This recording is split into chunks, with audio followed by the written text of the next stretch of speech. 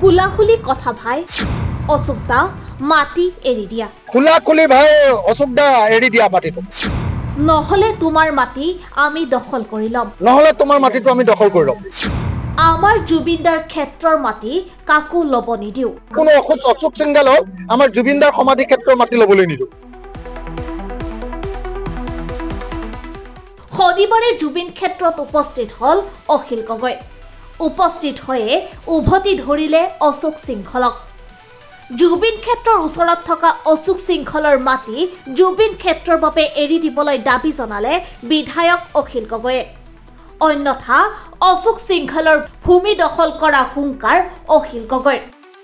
জুবিন ক্ষেত্ৰৰ লগত কোট অশোক সিংগালে মাটি লৈছে মই অশোক সিংগালক স্পষ্টকৈ কৈছো যদি মাটি আছে জুবিন ক্ষেত্ৰৰ লগত খুলাখুলি ভাই অশোক দা এৰি দিয়া মাটিটো নহলে তোমাৰ মাটিটো আমি দখল কৰি লম মিছা কথা কৈ লাভ নাই অসমীয়া মানুহে কোনো অশোক সিংগালক আমাৰ জুবিনদাৰ সমাধি ক্ষেত্ৰৰ মাটি লবলৈ নিদিও এটা ট্ৰাইবেল বেল্ট এণ্ড ব্লকৰ মাটি হয় নে নহয় ইয়াত ট্ৰাইবেলসকলৰ এখন সমাধি ক্ষেত্ৰ আছিলে তেওঁলোকৰ সমাধিৰ কাৰণে আমি অলপ মাটি উলিয়াই দিব লাগিব আৰু বাকী মাটি আমি সম্পূৰ্ণৰূপে জুবিনদাৰ ক্ষেত্ৰৰ কাৰণে উলিয়াব লাগিব মই আজি ইয়ালৈ আহিছো মোৰ অহাৰ উদ্দেশ্যটোৱে হ'ল মই ইয়াত জুবিনদাক সেৱা ল'ম আৰু সেৱা লৈ মই পাহাৰৰ মাটিখিনি চাবলৈ যাম কাৰণ অশোক সিংগাল বাহিৰৰ পৰা আহিছে অসমত গোটেই মাটি দখল কৰিছে তেওঁ অকল কামটো অকল অসমৰ মাটি বেদখল কৰি অসমৰ মাটি লৈ অসমত মানে বিল্ডিং বনোৱা 2 নম্বৰ বিল্ডাৰ তেওঁ আৰু হিমন্ত বিশ্ব শৰ্মাই উদক ভেটৰাখীয়া পাতি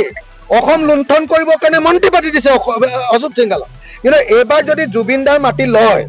জুবিনদাৰ বাউণ্ডাৰীৰ মাটি যদি কোনোবাই লয় ইয়াত থকা চৰকাৰী মাটি আৰু ইয়াত থকা ট্ৰাইবেল বেল্টৰ মাটি যদি কোনোবাই মাৰুৱাৰীয়ে ল'বলৈ আহে এনেকুৱা ৰাম খেদন দিম মই নিজে চাবলৈ আহিছো আৰু মই সেইকাৰণে অশোক সিংগালক কৈ দিছো অশোক দা বুলিয়ে মাতো অশোক সিংগাল ডাঙৰীয়া আপোনাৰ যদি মাটি আছে একদম যি আছে উঠাই লৈ যাওক আমাক মাটিখিনি জুবিনদাৰ কাৰণে লাগিব আমি ল'বলৈ আহিছো চাবলৈ আহিছো আৰু যদি আগফালে কোনোবাই অশোক সিংগালে হওক বা অন্য ৰাজেশ বাজাজে হওক ৰাজেশ কিবা এটা আছে ৰাজেশ জালানিয়া হওক ৰাজেশ জালানিয়া হওক বা অশোক সিংগালে হওক দলি মাৰি পেলাই দিম খোলাখুলি কথা জুবিনদাৰ মাটি আমি ল'বলৈ নিদিওঁ দলি মাৰি পেলাই দিম খোলাখুলি কথা জুবিনদাৰ মাটি আমাক এৰি দিব লাগে খোলাখুলি কথা লগতে অখিল গগৈ বিমল বৰাই চুৱা চালিকা বুলি কোৱাৰ প্ৰত্যুত্তৰ দিলে অখিল গগৈয়ে ক'লে মন্ত্ৰী বিমল বৰা আছুৰ চান্দা পাৰ্টি আছিল ছাত্ৰ সন্থা বিমলৰ মেইন ইনকাম বিমলৰ একমাত্ৰ কামটো আছিলে আছুৰ নামত চান্দা তুলি কোৱা বিমল সেই বিমল গৈ এমএলএ হ'ল তাৰপিছত কি কাৰণে এমএলএ হ'ল অকল সৰ্বানন্দ সোণোৱালৰ লগত সম্পৰ্ক ৰক্ষা কৰি যেনে তেনে এমএলএ হ'ল আছুৰ লগত সম্পৰ্ক ৰক্ষা কৰি জীৱনটো চলাই আছিলে পইচা পাতি কেইটা লৈ আছিলে তাৰপিছত আছুৰ সম্পৰ্কৰ ভিত্তিত তেওঁ আপোনাৰ সৰ্বানন্দ সোণোৱালৰ লগত চিনাকি হ'ল আৰু সৰ্বানন্দৰ সোণোৱালৰ লগত চিনাকি হৈ তেওঁ মন্ত্ৰী হ'ল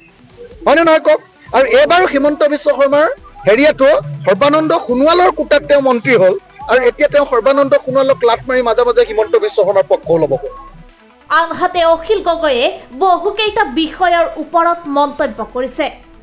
বুথে বুথে প্ৰধানমন্ত্ৰীৰ মন কী বাত অনুষ্ঠান যেনেকৈ চলায় তেনেকৈ গাঁৱে গাঁৱে স্কুল কলেজ সকলোতে ৰৈ বিনালে ছবিখন চলাব লাগে বুলি দাবী কৰিলে অখিল গগৈয়ে গাঁৱে গাঁৱে এই বুথে বুথে যে কি শুনাই যে কি নাম মন কী বাত অসমৰ সব বুথে বুথে আমাৰ জুবিনদাৰ চিনেমাৰ ৰৈ বিনালাখন হিমন্ত বিশ্ব শৰ্মা চৰকাৰে দেখুৱাব লাগে কাশ্মীৰ ফাইল ছবি চাবলৈ যেনেকৈ অৰ্থচুটি ঘোষণা কৰা হৈছিল তেনেকৈ জুবিনদাৰ চিনেমা চাবলৈ এদিনৰ ছুটি এতিয়ালৈকে দিয়া নাই বুলি মন্তব্য অখিল গগৈৰ কাশ্মীৰ ফাইলছৰ কাৰণে অসমক অৰ্ধছুটি দিছিলে নে নাই এতিয়া সেইকাৰণে আমাৰ জুবিনদাৰ চিনেমা চাবৰ কাৰণে তেওঁ অৰ্ধছুটি নহয় এদিন ছুটি দিব লাগে সব স্কুল সব কলেজ সব অফিচত পৰ্দা লগাই দিব লাগে পৰ্দা লগোৱা খৰচটো চৰকাৰে বহন কৰিব লাগে আনহাতে